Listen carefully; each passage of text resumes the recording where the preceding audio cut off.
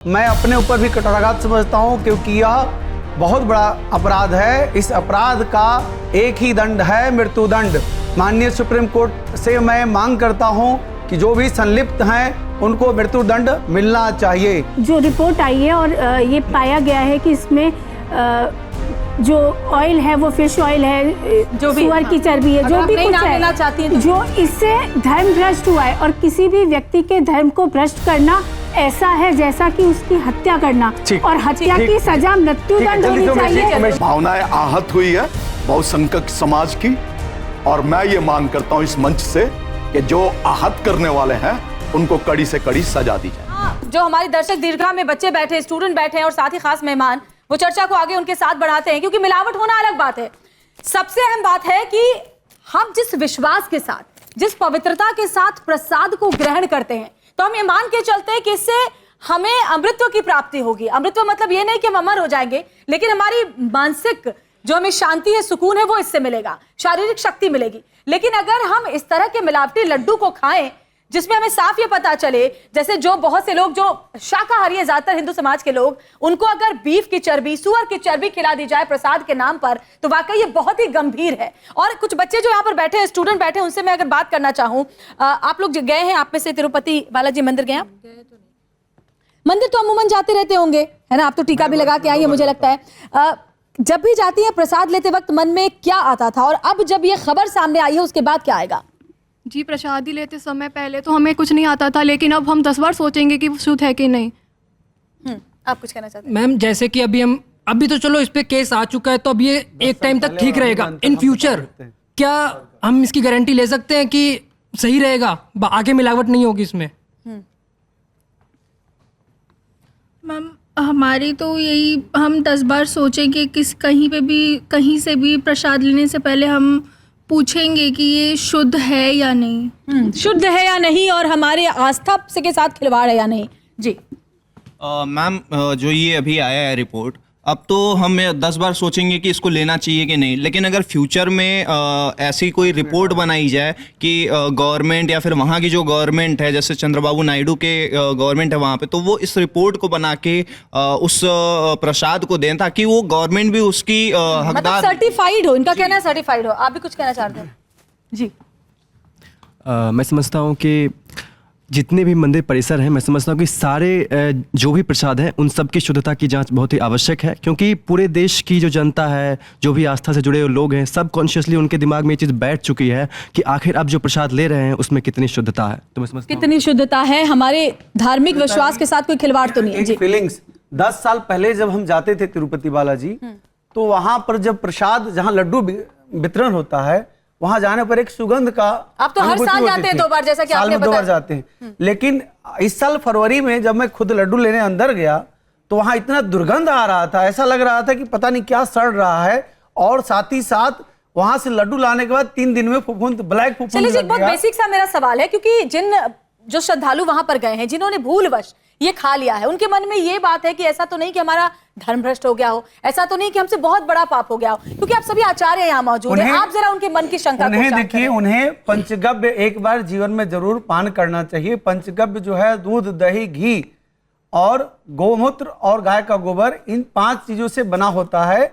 जो भी अज्ञात और अज्ञात तरीके से कोई पाप कर्म करता है, या इस तरह के पाप होते हैं, या पाप की भूलवश हुआ है, किसी को इस बात की जानकारी भूलवश भी, ज्ञात अज्ञात, तो वह पाप नष्ट हो जाता है। इसलिए है कि बनाने वाला पंचगव्य जरूर पान करना चाहिए। श्वेता जी, फैक्ट ये है कि जिन लोगों ने, जिन श्रद्धालुओं ने या जिन ब्राह्मणों ने उसको बनाया है, मुझे लगता है शायद ब्राह्मण तो उससे अवगत होंगे, क्योंकि ये बहुत बड़ा षड्यंत्र चल रहा था, और वो वहाँ क्योंकि काम करते हैं, तो वो शायद कुछ कह नहीं पाए उस समय सरकार के, या अवगत नहीं भी होंगे। भूलवश की क्षमा है, लेकिन ज्ञात में अगर कोई पाप किया गया है तो उसकी क्षमा नहीं है। उसको ग्रहण किया प्रसाद समझकर, जिसने भी ग्रहण किया उसको कोई अपराध नहीं लगता है, उसको कोई पाप नहीं लगता है। उसका कारण यह है कि उसको इसका ज्ञान नहीं है कि वो तो महाप्रसादम ग्रहण कर रहा है। उसकी आस्था है कि मैं मंदिर गया, मैंने वहां से प्रसाद ग्रहण किया, और प्रसाद जो है वो महाप्रसाद है मेरे लिए, क्योंकि मंदिर में भगवान के चरणों से मैं लेके आया। लेकिन जिन्होंने बनाया वो सजा के हकदार है। किया उसके लिए वो पाप। देखिए, जो भी अपराध हुए हैं वो अक्षम्य है, और हम सबके मन में यह प्रश्न आ रहा है कि भाई मेरी अशुद्धि हुई, निश्चित तौर पर शुद्धि कहीं ना कहीं खंडित हुई है, तो करने वाला अपराधी है, कोई हमारे साथ कर रहा है, हम उसके जानकार नहीं, हमारी तो श्रद्धा थी, कोई हमारी श्रद्धा को खंडित कर रहा है, ये अपराध तो हुआ है। मेरा तो आप सभी को जो न्यूज चैनल्स में हम सबको सुन रहे हैं, मेरा सबसे निवेदन है, जब हम भगवान को स्नान इत्यादि कराते हैं, भगवान विष्णु को स्नान कराते हैं, तो जो चरणामृत होता है, जो चरणों से निकलकर जो आता है, उसका सेवन हम सबको करना चाहिए। और हमको यह भी प्रार्थना करनी चाहिए कि जो ये लोग प्रपंच कर रहे हैं, इनको बुद्धि दे, इनको बुद्धि दे भगवान, क्योंकि मुझको लगता है कि इस अपराध की कोई क्षमा नहीं है। और मेरे मन में भय आता है कि अगर परमात्मा का दंड आएगा, किस रूप में आएगा ये वो लोग नहीं समझ रहे। मैं ये बात जरूर आपके चैनल से कहूंगा कि जो ये पार्टी है जगन मोहन रेड्डी की, उस राज्य से वह सत्ता से बिल्कुल समाप्त हो जाए, ये शराप हम जरूर देंगे आपके चैनल के माध्यम से। जो लोगों के मन में ये डर है, 22,000 पुरोहित काम करते हैं तिरुपति मंदिर में, जिनका काम यही है कि प्रसाद की व्यवस्था किस तरीके से चले। 600 करोड़ रुपए जो आंध्र प्रदेश की सरकार है वो पूरी तरह से लेती है ताकि वो प्रसाद बना पाए तिरुपति मंदिर का, लेकिन उसमें भी अशुद्धि, ये एक ऐसी भूल है, ये एक ऐसा पाप है जो जगन मोहन रेड्डी ने कर चुका है और उसके लिए उसको कभी भी कहीं क्षमा नहीं मिलेगा। क्योंकि हम कार्यक्रम के आखिरी दौर में हैं, तो मैं एक बार जरूर चाहूंगा कि कुछ बातें भगवान वेंकटेश्वर की, एक आराधना, जरा शंख ध्वनि एक बार फिर से हो पाए।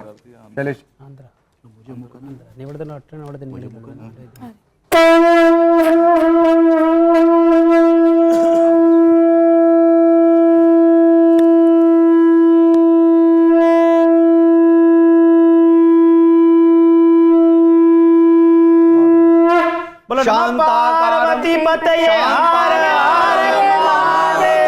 शांताकारं भुजगशयनं पद्मनाभं सुरेशं विश्वाधारं गगन सदृशं मेघवर्णं शुभांगं लक्ष्मीकांतं कमलनयनं योगिभिर्ध्यानगम्यं वंदे विष्णुं भवभयहरं सर्वलोकैकनाथं।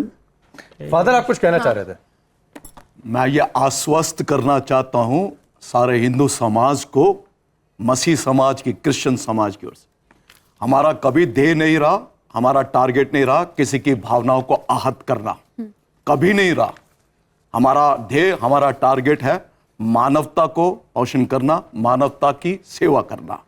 और अगर किसी ने ऐसा कुछ वहां किया है, अगर किसी ने ऐसा वहां पर कुछ किया है, तो मैं व्यक्तिगत रूप से उनके लिए कठिनतम फांसी से भी अधिक, संत जी उससे भी कहीं अधिक, किसी की आस्था, फादर किसी की आस्था के साथ खिलवाड़ करना, अर्थात उसकी हत्या करना, मैं कठिनतम सजा की मांग करता हूँ, मैं कठिनतम सजा की मांग करता हूँ। वर्तमान जो पूर्व सरकार है उसके लिए भी, और यह भी मांग करता हूं कि जो वर्तमान सरकार है, क्या वो वहां पर तिरुपति माला मंदिर में अब जो प्रसाद बन रहा है, क्या वो शुद्ध है? यह भी मांग करता हूं। ठीक है, मैं एक साध्वी जी, एक सवाल और, हालांकि ठीक है जो आपने बात कही है वो बात भी अपनी जगह ठीक है, आगे से व्यवस्था होनी चाहिए कि कैसे हम हर लेवल पर उसको चेक कर सकें, इसके पहले कि वो प्रसाद भगवान के चरणों तक पहुंचे और जो बाकी श्रद्धालु हैं उन तक पहुंचे। लेकिन एक चीज मैं फिर आता हूं, क्योंकि इस देश में एक बहस चलती है कि कोई असुरक्षित है, कोई कौन है। मैं पॉलिटिकल डिबेट में नहीं जाना चाहता हूं, लेकिन मामला देश की सबसे बड़ी अदालत में है। आप साधु संतों की राय क्या है? मैं एक एक करके मैं चाहूंगा 30-30 सेकंड आप लोग और बोलें। देखिए, मैं आचार्य शैलेश तिवारी, पिछले 15 साल से मैं लगातार हर वर्ष 2 बार तिरुपति बालाजी का दर्शन करता हूं, और यह बहुत बड़ा कुठाराघात है हमारे सनातन धर्म पर, और मैं अपने ऊपर भी कुठाराघात समझता हूं, क्योंकि यह बहुत बड़ा अपराध है। इस अपराध का एक ही दंड है, मृत्युदंड। माननीय सुप्रीम कोर्ट से मैं मांग करता हूं कि जो भी संलिप्त हैं उनको मृत्युदंड मिलना चाहिए, चाहे वह किसी भी स्तर के व्यक्ति हो। देखिए, जिस तरीके से प्रसाद में जो रिपोर्ट आई है और ये पाया गया है कि इसमें जो ऑयल है वो फिश ऑयल है, जो सुअर की चर्बी है, जो भी कुछ है, जो इससे धर्म भ्रष्ट हुआ है, और किसी भी व्यक्ति के धर्म को भ्रष्ट करना ऐसा है जैसा कि उसकी हत्या करना, ठीक, और हत्या ठीक, की सजा मृत्युदंड जल्दी होनी से उमेश जी, चाहिए, उमेश जी, इससे कम कुछ देखिए, भी स्वीकार नहीं। ये अपराध है और सर्वोच्च न्यायालय के अंदर ये विषय गया है। और अभी हमने देखा कि सर्वोच्च न्यायालय के जो मुख्य न्यायाधीश है उन्होंने गणपति जी की पूजा करी है। निश्चित तौर पर हिंदुओं के समर्थन में ठीक है। हमारा निर्णय जरूर आएगा। ठीक है, आप अमन गिरी जी। हजारों सालों से चलता हुआ काला कानून, मैं चाहता हूं कि इसको पूरी तरह से रिवोक करें। मोदी सरकार में कई तरीके से हिंदुओं के हितों की मांग और उसकी लिए काम करा गया है। मैं मोदी जी से भी ये प्रार्थना करूंगा कि मंदिरों के ऊपर जो सरकारों बहुत का जरूरी है फादर, अपनी बात आप कह कब्जा चुके हैं है और वो आपने कहा हटाया है कि जाए। सबके लिए दो मिनट कड़ी भी से। बोल देते। जी जी, जल्दी जल्दी। भावनाएं आहत हुई है बहुसंख्यक समाज की, और मैं ये मांग करता हूं इस मंच से कि जो आहत करने वाले हैं उनको कड़ी से कड़ी सजा दी जाए। ठीक है, आपकी इसी बात के साथ आप सबका बहुत बहुत धन्यवाद। लेकिन हाँ, ये तय है कि अगर एक वर्ग की भावनाएं आहत हुई हैं तो जो कसूरवार है उसके खिलाफ देश की सबसे और फिर बड़ी से ऐसा अदालत। ना हो, ये भी सुनिश्चित बिल्कुल, बात है। चलिए आप आगे सबका बहुत बहुत धन्यवाद।